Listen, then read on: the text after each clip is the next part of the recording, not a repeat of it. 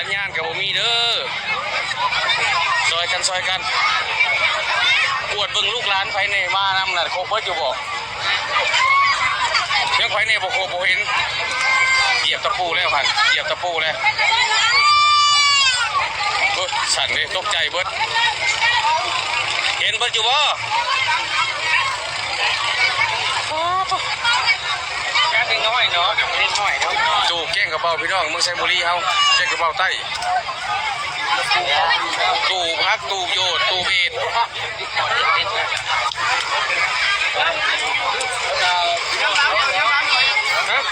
ยังได้หน่อยคุณลุงยังไม่เห็นก็เท่าได้ใช่ยังตายลูกคนมันหลายเนาะจะขึ้นตรงนี้คิดว่ามันขึ้นบ่ทันดอกเนาะเห็นแล้วเบิดแล้วเห็นเมื่อวันแล้วเอาไปกินนี่ก็เห็นหมดเลยครับแล้วว่าบ่เห็นหลานแล้วว่ะ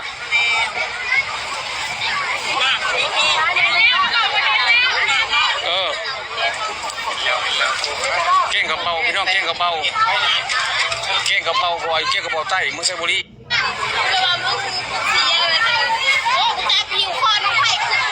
เก่งกระเป๋าพี่น้องอยู่เก่งกระเป๋าเมืองไซบุรีตู่แคมของตู่วันกลิ่นปีใหม่นี่แหละมันอยู่ลงสะพานของคนก็หลายๆพี่น้องจักไผนี่เดี๋ยวก็อย่าขอให้ปลอดภัยเบิดทุกคนเด้ออย่าเป็นจังได๋จนสั่นจับกล้องก็จนสั่นพี่น้องจับกล้องก็จนสั่นเทศอยู่นี่สั่นโทษเอาลูกหลานก็เกือบบ่ทันก็ดอกเฮือเพิ่นมาซอยหั่นน่ะเฮือก็จะว่าคนจะเป็นอะไรยังวะเด็กน้อยบ่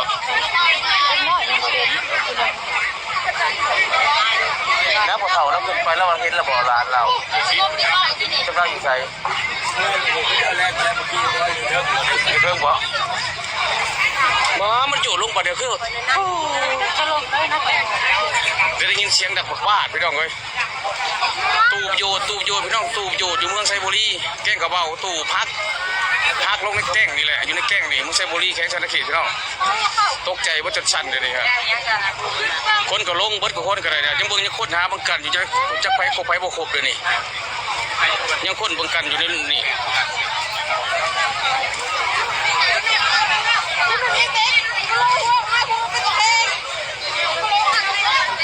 ตู่พักพี่น้องตู่พักตู่โยดแก้งกระเป๋าของไซบุรีพี่น้อง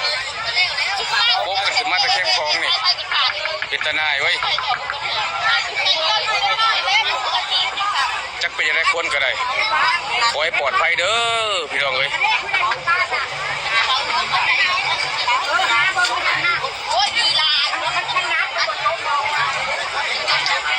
เป็นอะไรเนาะบัดนี้เนาะลูกหลานไปกับครบอยู่บ่เนาะพญากับพญามากันมันไว้มันเป็นลายไปมันจะเขียนไว้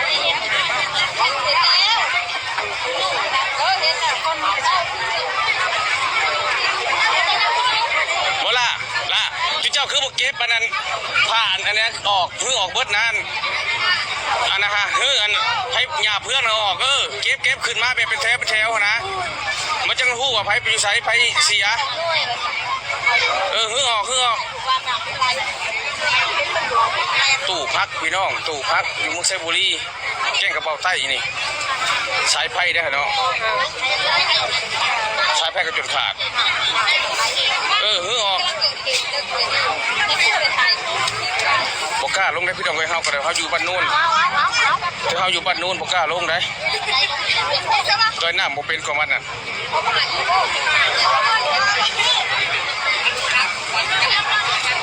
โอ้ยจะได้พี่น้องเอ้ยตกใจเบิดสั่นเบิดตัวนี้ฮะ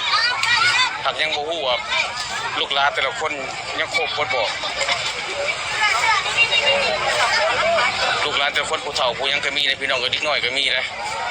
ในคนมาเล่นสงกรานต์เนาะพี่น้องเป็นตาย่านเว้ยโอ้ยห้องก็จะตื่นแต่ได้มอนี่ก็แล้วเจลูกใช้ลูกกันตอนไหนพี่น้องตู้พักตู้บินสงกรานต์แบบนี้แหละมันจะหักลงตู้พักตู้โยดไหลลงแคบกระพังตายขึ้นมากพี่น้อง เขาบ่ลงอยู่ลินตรงไหนเนาะไปลงหาที่เป็นอะไร ใช่แต่เอานางอยู่นี่เหรอ จะได้พี่น้องเลยตู้พักพี่น้องตู้พักตู้ที่แก้งกระเบาคนนั่งนี่อยู่ในเข้มคลองเลยตู้มันอยู่มันหักลงนี่นะพักกันสั่นคอยดีแต่ข้าพเจ้านั่งอยู่เข้มนั่งอยู่เข้มมันตะพังฮะดีแต่คอยนั่งตู้ตัวนี้พี่น้องนะแล้วลงวัดจนสั่นพี่น้องโทรศัพท์สั่นจะจบอยู่เลยคือชีวิตไฟเป็นยังเหรอเนาะก็คือขึ้นมาเบิดแล้วเนาะลูกหลีกเด็กๆก็มีพี่น้องเอ้ยบริษัทแล้วมันม้วนลูกบาทเดียวเลยอย่างนี้จะหน่ายยังวะ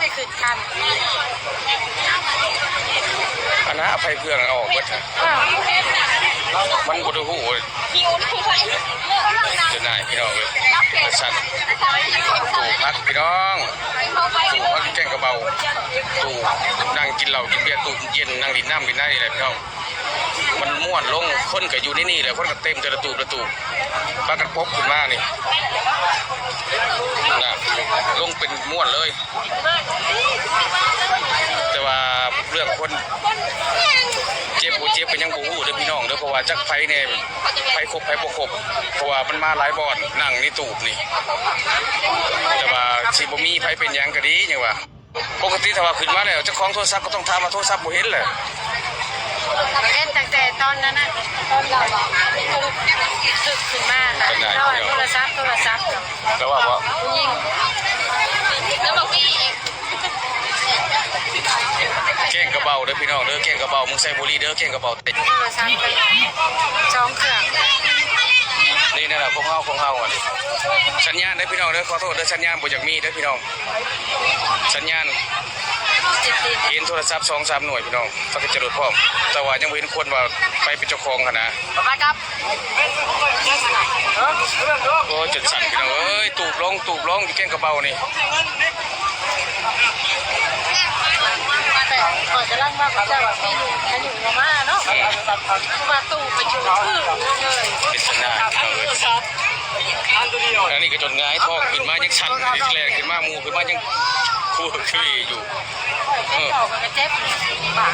จะได้พี่น้องเลยจะได้เมื่ออะไรนี่ก็ได้ญาติจนสั่นพี่น้องเลยคนกินแต่คนใดเมื่อก็ได้มานะพี่น้องป้องกันเขาผู้เป็นมีเนาะทองทหารก็มีอยู่บอกป้องกันอยู่ในนี่เจ้านี่ทหารตำรวจเขาคือบ่เห็นเนาะป้องกันอยู่ในบ่อนงานนี่นะพี่น้องปกติต้องมีกองหลอกกองร้อนบ้านปกสบ้านตำรวจทหารชายแดนอยู่ต่ำนี่มันบ่เห็นไปเลยเนี่ยนี่พี่น้องจักไปพกไปบ่ครบจะนายพี่น้องโอ้จุดสั่น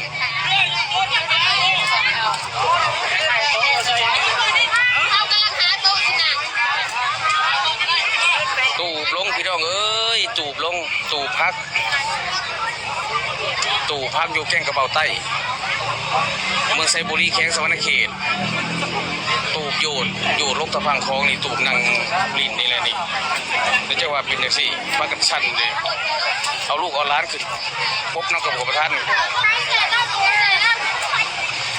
แต่ว่าคนปลอดภัยบ่จังหวะยังบ่ฮู้เด้อตัวนี้เด้อมันครบบ่จังหวะ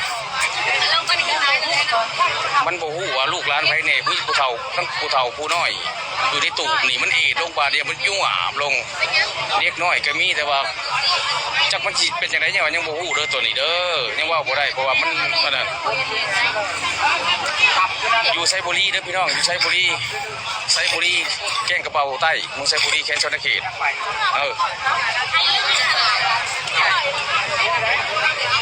อยู่เมืองไซบุรีแก้งกระเป๋าพี่น้องไซบุรีแก้งกระเป๋าตูบินสงการตูปีใหม่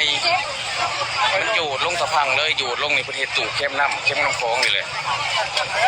แต่ย่านพี่น้องแต่ย่านโอ้จนสั้นไหมแต่ย่านจนสั้นเจ้าของจนสั้นนี่ผู้ไทยอันนี้จนสั้นจะได้เว้ย ตู้เพิ่นเฮ็ดม้วนเดียวกันพี่น้องตู้แล้วประเทศต่อกันนะตู้ตัวหนึงมันลงมันสิย้วนลงกันเบิดมันสิม้วนลงมาเดียวนี่จะว่าขอให้ปลอดภัยแล้วคือว่าทุกคนเลยบ่เป็นบ่มีไผเป็นหยังเลยเฮ้ยเพราะว่ามันมีเด็กน้อยทั้งเด็กน้อยทั้งผู้เฒ่าอยู่ในตู้นี่หลังจากลงปลาแล้วก็ไผหญ้าก็กวบลงเลยนะพี่น้องไปกวบไปคืออันซุ่มไก่กวบมันนี่นะแบบว่าอัดลงเลยรถไผหญ้าก็ได้กับน้ำทั้งพืชมันแห้งน้ำปีนี้แห้งพี่น้องนี่จากมีหาไปเลยน้ำคลองมันจะขึ้นสูงกว่าปีกายดีเด้อปีกายนี่ว่าน้ำลงเลิกมาเห็นปีนี้น้ำเลิกแห้งน้ำบ่จากลงนี่จนชันพี่น้องโอ้ยเมืองไซบุรีพี่น้องเมืองไซบุรีแก่งกระเบาเมืองไซบุรีแก่งกระเบาแข้งสวรรณเขตตู่เข้มของตู่เข้มของเมืองไซบุรีแก่งกระเบานี่แข้งสวรรณเขตพี่น้องจุดชันพากันพบขึ้นมาจะว่าแรกกันเลยเขาบอกโคกเบิดบ่นี่เนาะมันจะมีเสียงห้องด้วยเนาะพอพวกเขาแล้วขึ้นมาแล้วมาบริเวณลานเราบุรีขึ้นแล้วบ่แค่เขาขึ้นก่อนได้บุรีก่อนเอาเขาก็ยังจับม้วนขึ้นมาเมื่อกี้พวกเขาแล้วผมก็ดึงเอากิน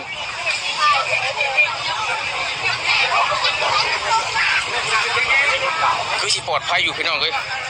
แต่ว่าบ่มีสวาคนบ่ครบเนี่ยเพิ่นคือสิเอิ้นห้องหากันอยู่นำมันนี่แหละแต่ว่าไผกระมิดมันนี่โทรศัพท์ก็2หน่วยพุ่นเนาะแต่ว่าโทรศัพท์ไผคือบ่เอิ้นหาโทรศัพท์ก็ได้3หน่วย2หน่วย3หน่วยบ่ได้โทรศัพท์ก็ได้กระเจรถก็ยังแต่ว่าคือเจ้าของโทรศัพท์ได้ซั่นปกติเจ้าของโทรศัพท์ต้องถามหาโทรศัพท์เนาะเมืองไซบุรีพี่น้องแก่งกระเบาใต้เด้อโอ้ยเป็นอุทาหรณ์น้ำกันพี่น้องเป็นอุทาหรณ์น้ำกันเพราะว่ามันเข้มของเข้มตะพังของเลยนะเป็นแก่งกระเบาแล้วประเทศตู่ไปยังลงไปอยู่ในนี่แหละมันตู่มันหักจำนวนคนบ่ได้นะพี่น้องหับจำนวนคนบ่ได้ตู่อยู่ลงของเลยนี่คนกับมั่ว